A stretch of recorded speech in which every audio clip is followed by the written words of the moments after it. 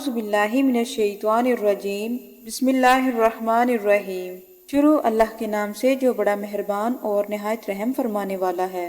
تمام دیکھنے اور سننے والوں کو السلام علیکم۔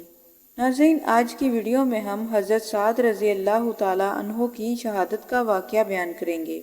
حضرت انس رضی اللہ تعالیٰ عنہ سے روایت ہے کہ ایک آدمی حضور صلی اللہ علیہ وآلہ وسلم کی خدمت میں حاضر ہو کر کہنے لگا، یا رسول اللہ، کیا میرا سیاہ رنگ اور بدصورتی مجھے جنت میں جانے سے روک دے گی؟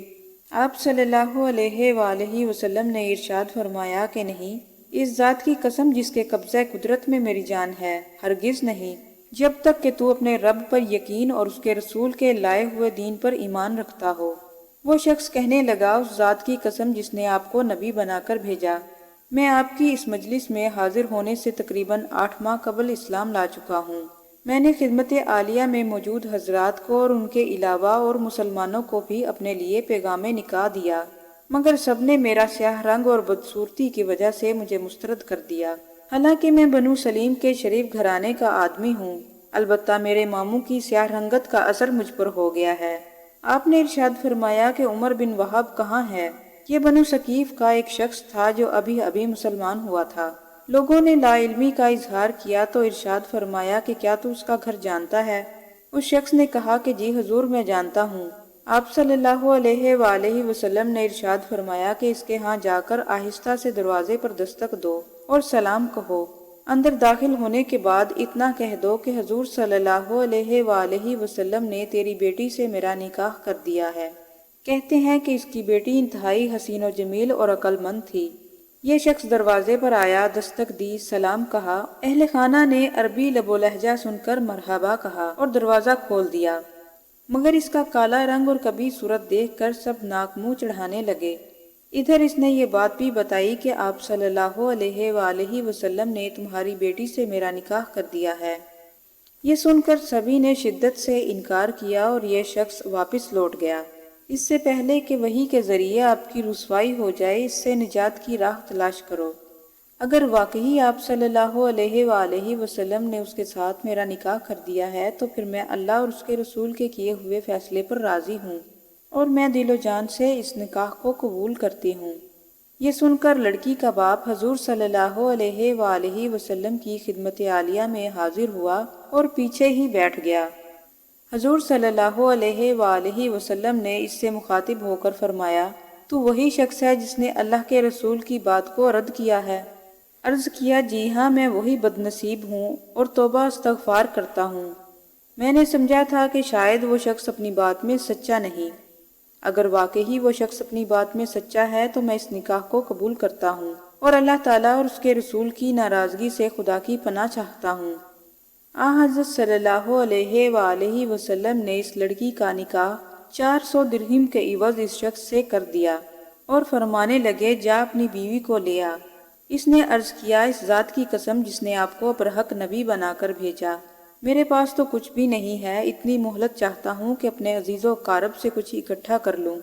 آپ صلی اللہ علیہ وآلہ وسلم نے ارشاد فرمایا کہ تیری بیوی کا مہر اہل ایمان میں سے 3 اشخاص ادا کریں گے۔ حضرت عثمان بن عفان رضی اللہ تعالیٰ عنہ کے پاس جاؤ اور ان سے 200 درہم لے لو۔ لہٰذا یہ شخص ان کے پاس گیا، انہوں نے 200 درہم سے کچھ زائد ہی دے دیے۔ پھر فرمایا، حضرت عبد الرحمن بن عوف کے پاس جاؤ، ان سے بھی 200 درہم لے آؤ۔ یہ گئے تو انہوں نے بھی 200 درہم سے بھی کچھ زائد ہی دے دیے۔ پھر حضرت علی رضی اللہ تعالیٰ عنہ کے پاس گئے اور انہوں نے بھی 200 درہم سے زائد ہی دے دیے۔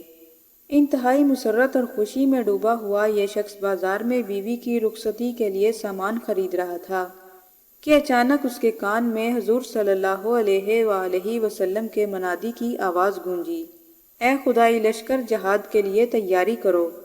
اس نے آسمان کی طرف ایک نگاہ اٹھائی اور کہنے لگا، اے زمین و آسمان کے رب اور محمد صلی اللہ علیہ وآلہ وسلم کے خدا، آج میں یہ درہم وہاں صرف کروں گا جہاں اللہ اور اس کے رسول صلی اللہ علیہ وآلہ وسلم کو اور اہل ایمان کو صرف کرنا پسند ہے۔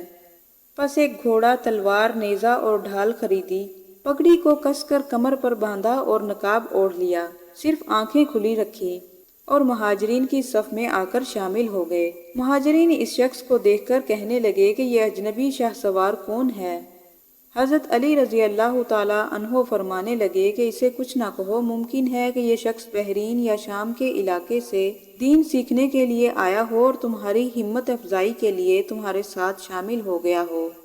جب لڑائی شروع ہوئی تو اس نے خوب نیزے اور تلوار کے جوہر دکھائے، حتیٰ کہ اس کا گھوڑا بھی میدان میں کام آ گیا۔ تو پھر پیدل چلنے لگے اور بازو چڑھا کر مارکے کے لیے تیار ہو گئے۔ رسول صلی اللہ علیہ وآلہ وسلم نے سیاہ بازو دیکھے تو پہچان لیا اور ارشاد فرمایا کہ کیا تو سعد ہے؟ تو جواب میں فرمایا جی حضور، میرے ماں باپ آپ پر قربان ہوں۔ آپ صلی اللہ علیہ وآلہ وسلم نے فرمایا کہ تیرا نصیب بھی سعادت مند ہو گیا۔ وہ نیزوں کے وار اور تلوار سے دشمنوں کو کھیت کرتا جاتا، اور انہوں نے بہت سے نیزوں کے وار کیے اور بہت سے دشمنوں کو تلوار سے جہنم واصل کیا، حتیٰ کہ آواز آئی کے ساتھ شہید ہو گیا۔ حضور صلی اللہ علیہ وآلہ وسلم سیدھے اس کے پاس پہنچے، سر مبارک اٹھا کر اپنی گود مبارک میں رکھا، چہرے سے اپنی چادر کے ساتھ غبار کو صاف کیا، اور آپ صلی اللہ علیہ وآلہ وسلم نے فرمایا کہ تیری کیسی عمدہ اور پاکیزہ خوشبو ہے، تو اللہ اور اس کے رسول کا کس قدر پیارا ہے۔ یہ فرمایا اور پھر آپ رونے لگے، پھر تبسم فرمایا اور پھر منہ پھیر لیا، اور پھر فرمایا رب کعبہ کی قسم یہ حوض پر پہنچ گیا۔ ابو لبابہ رضی اللہ تعالیٰ عنہ نے عرض کیا یا رسول اللہ، میرے ماں باپ آپ پر قربان ہوں، حوض کیا ہے؟ آپ صلی اللہ علیہ وآلہ وسلم نے ارشاد فرمایا وہ حوض میرے رب نے مجھے عطا فرمایا جو ثنا یمن اور بصرہ تک چوڑا ہے، جس کے دونوں کنارے یاقوت اور موتیوں سے مرصع ہیں، جس کا پانی دودھ سے زیادہ سفید اور شہد سے زیادہ میٹھا ہے، اور جو ایک دفعہ اس کا پانی پی لے گا پھر کبھی پیاسا نہ ہوگا۔ ابو لبابہ رضی اللہ تعالیٰ عنہ نے عرض کیا یا رسول اللہ، ہم نے دیکھا کہ آپ پہلے روئے، پھر تبسم فرمایا اور پھر منہ پھیر لیا۔ آپ صلی اللہ علیہ وآلہ وسلم نے ارشاد فرمایا کہ رونا تو مجھے اس کی جدائی کی وجہ سے آیا، اور پھر اللہ تعالیٰ کے ہاں اس کا بلند مقام دیکھ کر جی خوش ہو گیا اور ہنسی آئی، اور منہ اس لیے پھیر لیا کہ اس کی جنتی حوریں اس کی طرف دوڑی چلی آ رہی تھی، تو میں نے حیا کے مارے ادھر سے منہ پھیر لیا۔ پھر ان کے ہتھیار اور دیگر سامان کے متعلق فرمایا کہ اسے اس کی بیوی کے گھر لے جاؤ اور بتاؤ کہ اللہ نے تمہاری بیٹی سے بڑھیا بیویوں کے ساتھ اس کی شادی کر دی ہے۔ ناظرین، یہ تھی ہماری آج کی ویڈیو۔ اگر آپ کو ہماری یہ ویڈیو پسند آئی ہو تو لائک اور سبسکرائب کرنا نہ بھولیں۔ ملتے ہیں اگلی ویڈیو کے ساتھ، اجازت دیجیے، اللہ حافظ۔